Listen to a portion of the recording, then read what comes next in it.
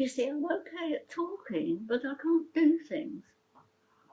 You notice I'm okay at talking. Yes. I can't write, I can't spell anymore, I can't write anymore. I started to have disasters, you know, in my flat. I was just turning on the bath water and leaving it. I didn't remember it was on. And I used to flood the floor, and then I had terrible disasters with my cooking. I nearly burnt the building down in my flat, and it was absolutely terrifying. And I thought, well, this isn't normal loss of memory. This is quite serious loss of memory. So I just sort of realised then that I think I probably might have Alzheimer's. When I said, "Oh, I'm forgetting things," all sorts of little things as well, they said, "Oh, don't be silly. We all do that. I do it," and they wouldn't sort of they dismissed it.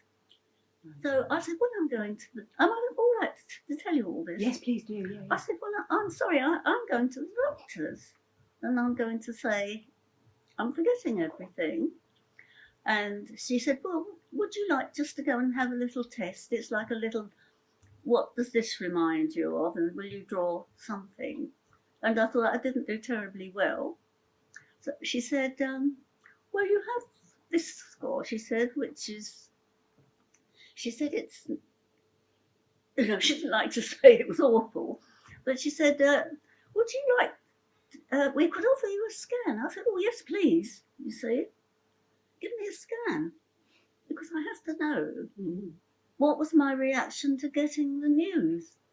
But it was just almost a relief, because there's a reason for my behaviour. And I never once sort of had a fit about it, you know. I thought, oh my God. I thought, well, it is what it is.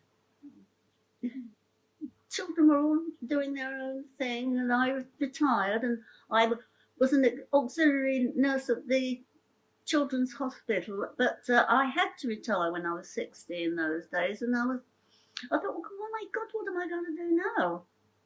So I just ended up browsing round Brighton's shops, going home, having lunch, looking at TV in the evening, and nothing really exciting at all. I didn't mind living alone. I was quite smug about it, really.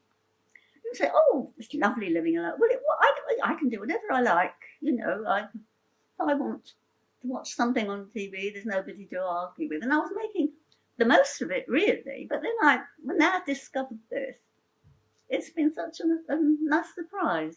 Yeah. I've never been happier. Isn't it ridiculous? I'm having such a lovely time. I'm going to all of the lovely groups, singing, cookery, and then all sit down and eat what you've cooked. And but we went to this beautiful walled garden, old 100-year-old walled garden with apple and pear trees, and we sat out on the lawn, and we uh, planted seedlings and put them in the greenhouse, and we picked some lavender, and then they showed us how to make lavender bags. And then afternoon tea on the lawn, all run by wonderful volunteer ladies. And it's all, how could everybody be so kind and loving to us all? They said, "Oh, we love you all. Thank you for coming." You know, it was unbelievable. It was like going to heaven. You wouldn't believe how kind people are. And I'm really, really grateful for that, because we feel that people walk by and they're busy, but they're not all like that, are they? I think she's called Louisa. Do you know Louisa? Yes. Yeah. Yes, well, she's seen me right through from the start. She's given me all the information, and she's been to all the meetings. No, and I'm really, really happy. It's one of the nicest times of my life, you know, with all the struggle and stuff I've had. I'm not a sort of miserable person, and I see lovely things. I'm just more aware of nature, and I've just bought a pound bunch of daffodils, and they've all opened out in my lounge. And I just think, well, I can't think of anything more beautiful to just come into tea in the morning when you wake up. Simple things are really, as if I said to Penelope the other day, this must just be like when you've taken LSD. Really? She said, oh my God, I hope you don't really know what that's like. She nearly collapsed when I said, everything seems so lovely to me now. See, everything is there, but you do have to know just to join the club first, you see. If you get what I mean. Some will just go off and say, no, I don't want to do that, or don't want to go down. It's such a sad shame if they don't try it, isn't it? And it wasn't like that before. No. And what do you think has made that difference? Well, just me appreciating life. Because I know I'm not going to have it for much longer anyway at my age. And I just want to cherish every day.